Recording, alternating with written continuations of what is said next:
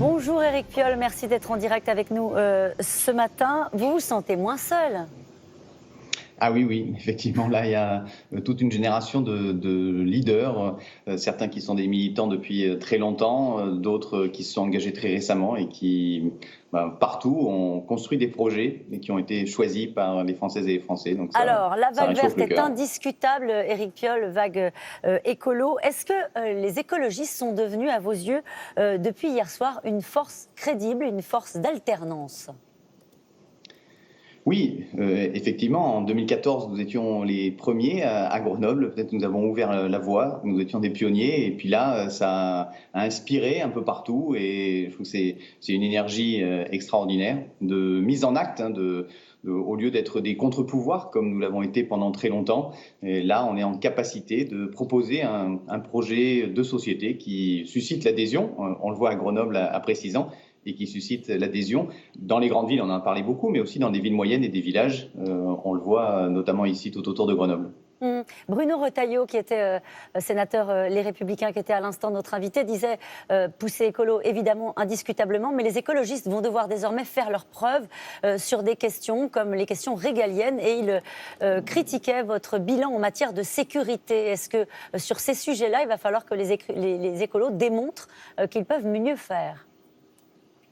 Bon, non, je crois que je les laisse. Vous savez, la droite, cette espèce de front républicain absolument incroyable, qui est un front en fait anti-climat. En 81, ils avaient peur des chars russes. Maintenant, ils avaient peur des politiques écologistes, des politiques pour la justice sociale, pour le climat.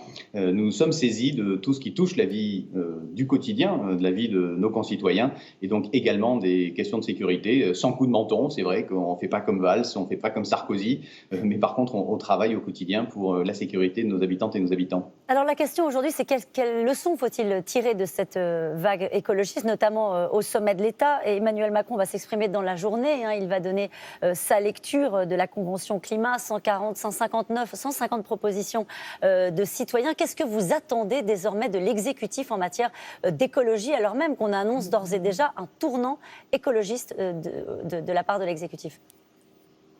Oui, le tournant, il va falloir attendre pour voir parce que on l'a vu quand Nicolas Hulot a démissionné, parce que finalement il n'arrivait pas à faire passer ses idées. On l'a vu avec les Gilets jaunes où Emmanuel Macron nous a dit que rien ne serait plus comme avant et puis ça a continué pareil. On l'a vu là où ils ont continué à pousser pour le 49.3 sur les retraites à une semaine du confinement sur le Covid. Donc aujourd'hui, on est évidemment attentif et notre message, c'est de dire allons au référendum sur les propositions de la Convention citoyenne. C'est un travail intéressant qui a été fait là, qui a été proposé à l'époque par Cyril Dion et bien d'autres. Là, passons par le référendum parce que tout ce qui a été proposé va à l'encontre de ce qui a été mis en œuvre par Emmanuel Macron depuis 3 ans. Et il faut une validation par les Françaises et les Français de ce changement de cap qui est nécessaire. Ça aurait du sens, Éric Piolle, de voir rentrer dans un futur gouvernement des figures de l'écologie. Et quel serait le message que vous adresseriez aux personnes qui seraient tentées, aux personnes écologistes qui seraient tentées de rejoindre cette équipe? On peut parler de l'expérience de Nicolas Hulot, puisque Nicolas il avait fait le choix très en responsabilité pour lui. C'était la première fois qu'il s'engageait vraiment en politique, d'essayer. Il en est sorti au bout de à peine un an, un peu plus d'un an, en disant qu'il n'y avait rien à faire finalement avec Emmanuel Macron et Édouard Philippe.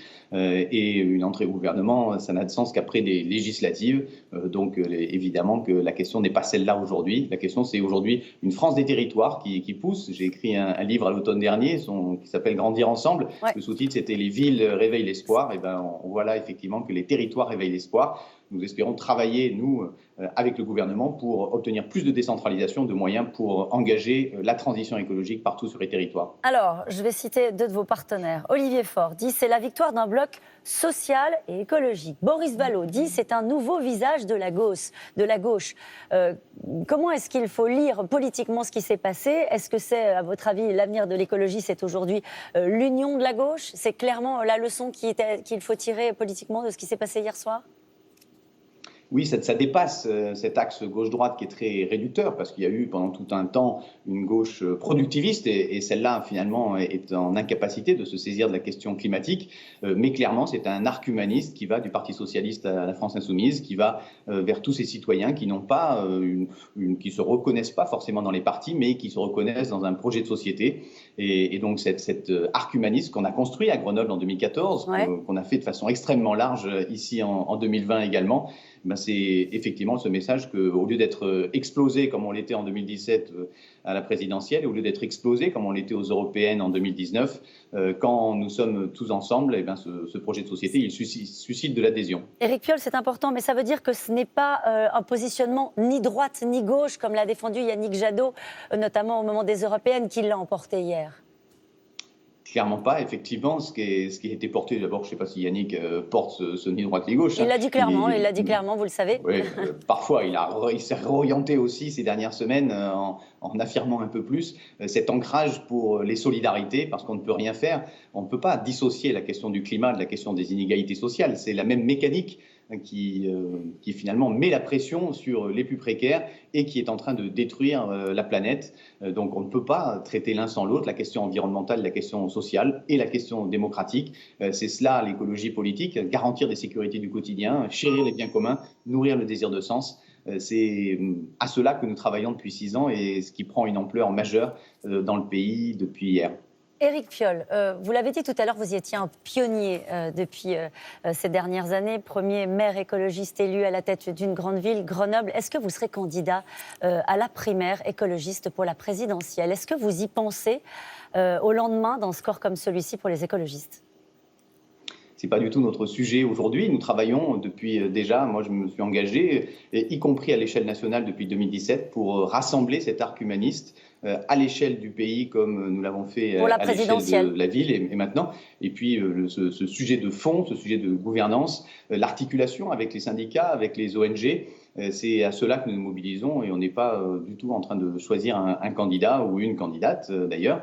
Et voilà, nous en lançons avec Anne Hidalgo un réseau de villes aujourd'hui, de ces villes humanistes partout en France et d'ailleurs en Europe aussi, puisqu'il faut parler d'Amsterdam, d'Innsbruck, de Barcelone, de bien d'autres villes qui sont dans ce même état d'esprit. Et c'est à ça que nous nous attelons aujourd'hui.